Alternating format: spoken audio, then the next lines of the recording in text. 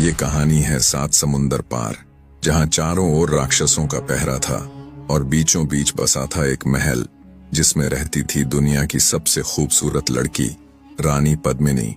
हर राजा, हर योद्धा उसे अपना बनाने का सपना देखता था, लेकिन कोई उसके पास तक भी नहीं पहुंच सका, क्योंकि पद्मिनी तक पहुंचने के लिए सिर्फ ताकत नहीं बल्कि जान की बाजी लगानी पड़ती थी। और तब एक राजकुमार ने प्रतिज्ञा ली, जब तक पद्मिनी को नहीं लाऊंगा, अन्न का एक दाना नहीं खाऊंगा। और शुरू हुआ इतिहास का सबसे खतरनाक सफर। बहुत समय पहले की बात है। एक दयालु राजा था। उसके 6 बेटों की शादी हो चुकी थी, लेकिन सबसे छोटा बेटा अभी कुंवारा था। एक दिन वह महल में बैठा था कि उसे तेज प्यास लगी। उसने इधर उधर देखा तो सामने से उसकी छोटी भाभी आती दिखी। वह बोला, भाभी, एक गिलास पानी दे दो। भाभी को यह बुरा लग गया। सोचने लगी, महल में इतने नौकर चाकर हैं, फिर भी मुझसे पानी मांग रहा है। गुस्से में बोली, अगर इतना ही बड़ा है तो जा रानी पद्मिनी को लेकर आ। ये सुनकर राजकुमार का पारा चढ़ गया।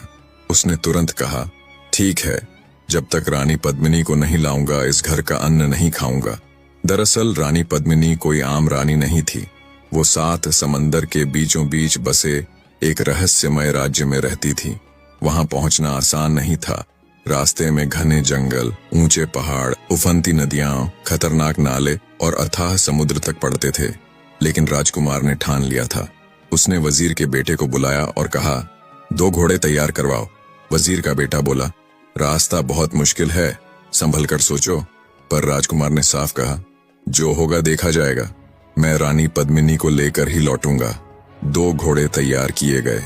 रास्ते के लिए खाने पीने का सामान भी साथ रख लिया गया। फिर राजकुमार और वजीर का बेटा रानी पद्मिनी की खोज में निकल पड़े। उन्होंने पता लगाया तो मालूम हुआ कि रानी पद्मिनी सिंगल द्वीप नाम के एक टापू में रहती है, जहां पहुंचने के लिए सागर पार करना पड़ता है।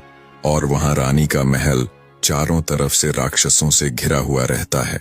उन राक्षसों की किलेबंदी को तोड़कर महल में घुसना लगभग असंभव था। वजीर के बेटे ने एक बार फिर राजकुमार को समझाया, अपनी प्रतिज्ञा छोड़ दो, जान जोखिम में डालना ठीक नहीं।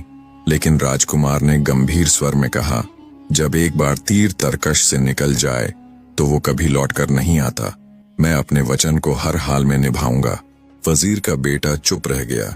दोनों अपने अपने घोड़ों पर सवार होकर आगे बढ़ गए। दोपहर होते होते उन्होंने एक अमराई में डेरा डाला, खाना खाया और थोड़ी देर आराम किया। उसके बाद फिर से सफर शुरू किया। चलते चलते सूरज ढलने